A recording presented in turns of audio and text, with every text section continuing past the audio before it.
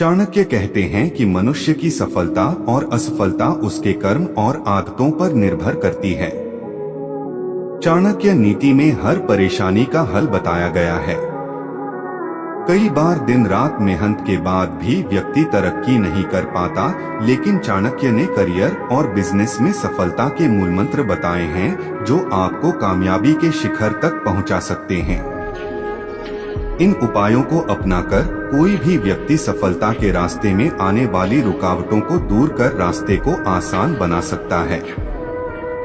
आइए जानते हैं करियर में सफलता के अचूक तरीके। चाणक्य से कही गई बात समस्याओं का समाधान। चाणक्य कहते हैं कि जो इंसान अपने काम में समस्याओं पर रोने की बजाय समाधान की तलाश करते हैं वह सदैव कामयाब होते हैं, क्योंकि समस्याओं से हिम्मत हारने वाला कभी परेशानियों से पार नहीं पा सकता। समस्या है तो उसका हल भी सुनिश्चित है। चाणक्य कहते हैं कि जब व्यक्ति सफलता की राह पर चलता है तो समस्या स्पीड ब्रेकर की तरह बार बार आती है, जो आपकी गति को जरूर धीरे कर देती है। लेकिन ऐसे समय में जो व्यक्ति सोच समझकर कदम उठाता है अपनी मंजिल तक जरूर पहुंचता है। अपनी गलतियों से सबक लें और फिर दोबारा उन्हें न दोहराएं। ईमानदारी मुसीबत। चाणक्य कहते हैं कि इस कलयुग में व्यक्ति का अधिक सीधापन और ईमानदारी उसके लिए मुसीबत बन सकता है।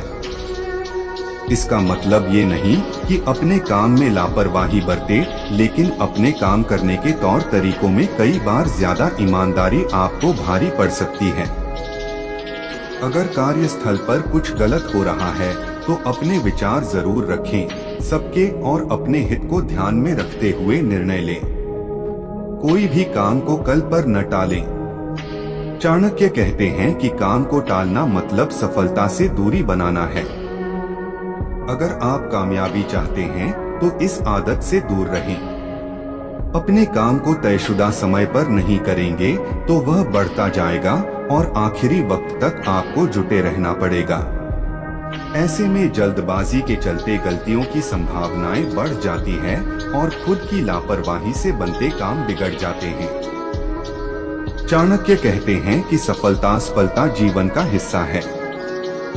कई बार कठोर परिश्रम के बाद भी मनुष्य हार जाता है, लेकिन कभी कभी सफलता से अधिक किसी कार्य के लिए की गई अथक मेहनत भी सराहना प्राप्त करती है। चाणक्य कहते हैं असफलता का अफसोस न करें। आमतौर पर गलती या असफलता मिलने पर कुछ लोग पीछे हट जाते हैं, हालांकि ऐसा करना उचित नहीं है। आचार्य चाणक्य की नीति के अनुसार जो बीत गया उस पर कभी अफसोस नहीं करना चाहिए, बल्कि अगली पारी के लिए खुद को तैयार करना चाहिए। चाणक्य कहते हैं इस जगह पर न रुके। चाणक्य नीति के अनुसार व्यक्ति को जीवन में कभी भी ऐसे स्थान पर नहीं ठहरना चाहिए जहां उसकी इज्जत न हो। यदि आप अपना आत्मसम्मान को प्राथमिकता देंगे तो आप एक सफल व्यक्ति बन पाएंगे। चाणक्य कहते हैं भाग्य के भरोसे न बैठे। इंसान को कभी भी भाग्य के भरोसे काम नहीं करना चाहिए। व्यक्ति अपनी मेहनत और लगन से अपना भाग्य बनाता है। इसलिए आचार्य चाणक्य कहते हैं कि इंसान को कठिन से कठिन स्थितियों में भी अपने लक्ष्य के प्रति अड़े रहना चाहिए। चाणक्य कहते हैं संतान वही है जो अपने पिता की सेवा करे। पिता वही है जो अपने पूरे परिवार का लालन पालन कर सके। मित्र वही है जिस पर विश्वास किया जा सके और पत्नी वही है जो आपको हमेशा खुश रखें। ये सभी अगर अपनी जिम्मेदारियों को भली भांति पूरा कर लें तो जीवन सुख शांति से बीतता है। चाणक्य कहते हैं मनुष्य को अपने लक्ष्य को प्राप्त करने के लिए शेर की तरह व्यवहार करना चाहिए। जिस तरह एक शेर अपने शिकार पर नजर रख एकाग्रता के साथ उसको देखता है और अपनी पूरी ताकत के साथ शिकार पकड़ने का प्रयास करता है, उसी प्रकार मनुष्य को भी पूरी ताकत और एकाग्रता के साथ कोई भी कार्य करना चाहिए। चाणक्य कहते हैं मनुष्य को सरल और सीधे स्वभाव का नहीं बनना चाहिए। जिस प्रकार जंगल के वृक्षों में सबसे पहले सीधे वृक्षों को काटा जाता है, उसी प्रकार सीधे और सरल स्वभाव के मनुष्य को चालाक और चतुर लोग अपने फायदे के लिए इस्तेमाल करते। चाणक्य कहते हैं कि विष में से भी हो सके तो अमृत निकाल ले, यानी कि अच्छे ज्ञान तथा अच्छी वस्तु को ले लेना चाहिए, फिर चाहे वह कहीं पर भी हो या किसी के भी द्वारा मिल रही हो। यदि सोना गंदगी में गिरा हो तो उसे उठा ले। यदि कोई निचले कुल में जन्मा हो और वह आपको ज्ञान देता है तो उसे अपना ले। ज्ञान हर जगह काम आता है।